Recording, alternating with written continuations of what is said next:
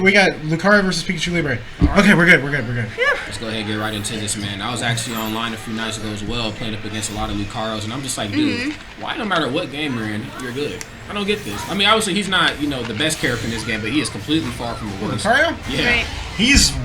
He's actually quite decent in both up close and far away. Yeah. Because up close he has this really powerful like bone rush and like focus bomb attacks. But then like in field phase or like just going far away in dual phase, he goes up in the air. He has all these projectiles he can throw out. Absolutely.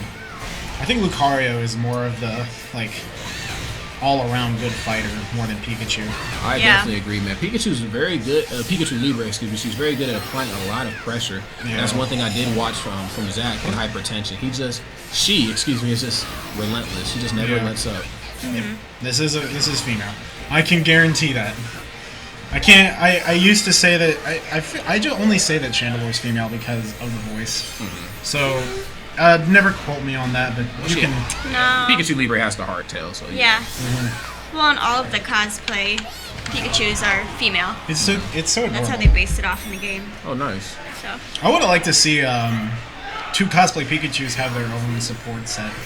I thought that would have been cool. True. The crazy professor would have been funny. Oh, like using electric terrain, and then I would say the Kawaii Pikachu. I think that's what it's called. So how do you guys feel that Pokken has been doing at a lot of major events, just in terms of proving its staying power in the community? I haven't seen enough myself. Yeah. I haven't had time to watch any. I've heard that they've been doing pretty well. Yeah. Funny enough, right now we're actually trying to get us in here in Nebraska are actually trying to get a Kansas City scene going. Nice. Along with SGZ, because as far as SGZ and we know, he is the only like competitive Pokken player in that state.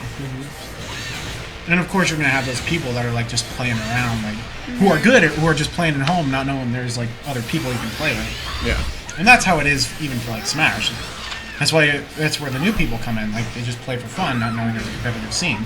I agree. So we have a lot of big fighting game tournaments, a lot of big hybrid tournaments. And what I mean by that, tournaments like Evo, CEO, Combo Breaker that aren't just only Smash, but also Street Fighter, Mortal Kombat, things like that. Yeah. They've picked up Pokken too, obviously with the help of Nintendo, because as a person who organizes tournaments, who wouldn't mind having a Nintendo sponsor your event? Right. In return, all you have to do is just make sure you run Pokken efficiently. If Nexus got sponsored by Nintendo, I'd be pretty hyped if that happened. I'd be hyped.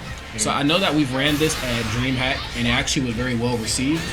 And I know that they ran it as a side bracket at Combo Breaker only because everything was solidified for Combo Breaker before this game came out. That's pretty good pressure on that. CEO and Evo are running it as well too. So I'm really excited. Unfortunately, I can't make it to Evo. Because I actually have plans of going to this convention in September over at in San Antonio called San Japan. I have plans of going there. That's in September, and I haven't heard of any tournaments, but I might ask a few people around. I might ask around as well if there's going to be tournaments there. Yes, sir. And if there isn't, I'm going to say, hey, how about a newcomer comes in and hosts a Pokken tournament? We got C9 Snacky winning that first game. Yep, we sure do. That's his first time beating him too. Now, what do you think he adjusted to differently there? Because I've seen that first round. Hotdogknight was just relentless. He was very just up close and personal. He was able to read He was able to read counters and grabs. Okay. I think that's the biggest thing. Also, the fact that I'm glad that Kobe isn't just relying. Is actually starting to take this a little more seriously and not just using Bone Rush, because that's what he used to use all the time.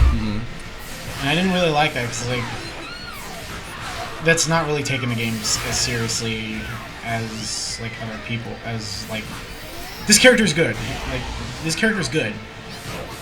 And I definitely agree. One move doesn't prove that he is. Yeah. If that makes sense. True, but I mean, if it works and it wins the matches, I mean, you can't fault him for that either. Yeah. Yeah, he wasn't points very high when he did it, but now he is, and I'm actually really okay with it now. Ooh.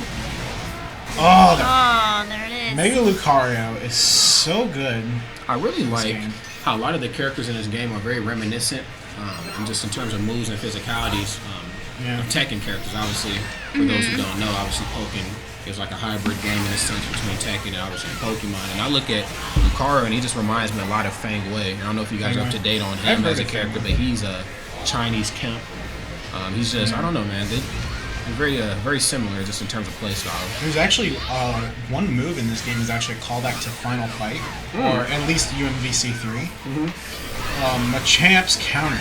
Really? He does like this move where he extends his arms and spins. You remember the mayor in Final Fight? That's his double lariat. Right. It's his most annoying move in UMVC 3. I haven't seen Final Fight. I don't know enough about Final Fight to know if he actually does that, but I'm pretty sure he does. And I feel like that's a really good callback I think so. to Final Fight. Definitely paying homage, yeah. Machamp has so many all of his moves have so many origins.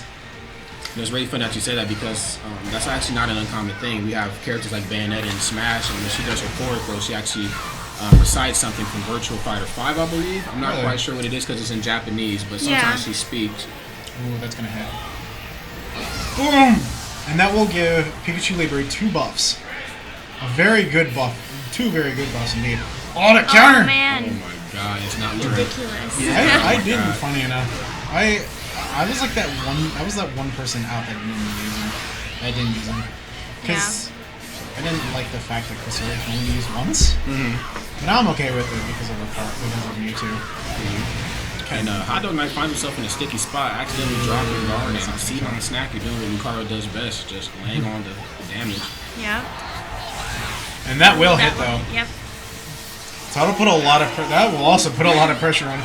Yeah, I can hear that side. Boom! And that will give Pikachu Libre 2 buffs. A very good buff. 2 very good buffs indeed. Oh, the counter! Oh man. Oh my god, it's not looking too hot Yep. right now. It's not. Oh, I think you could continue that. Oh, good counter read, loving that. And catches him with the grab, and That's not gonna kill though. That defense buff is very powerful. Keep in mind, I was Oh, gonna say, nice. keep in mind, he also had Cresselia too as a support, so at any time if things got too sticky, he could bust her out. But I feel like he didn't use it because it was too much pressure. I believe so too, yeah. You don't want to call